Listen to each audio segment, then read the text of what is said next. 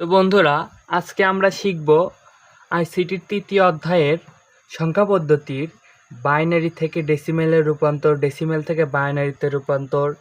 এগুলো আমরা পরীক্ষার হলে এমসিকিউগুলো খুব স্বল্প সময়ে কিভাবে অ্যান্সার বের করতে পারবো। তো আমাদের প্রথমে সাথে থাকতে হবে ক্যালকুলেটর। সো আমরা বইয়ের 37 নাম্বার যে এমসিকিউটা আছে ওইটা করার চেষ্টা করব। তো এখানে দেওয়া আছে দশমিক সংখ্যা 91 এর বাইনারি রূপ কোনটি।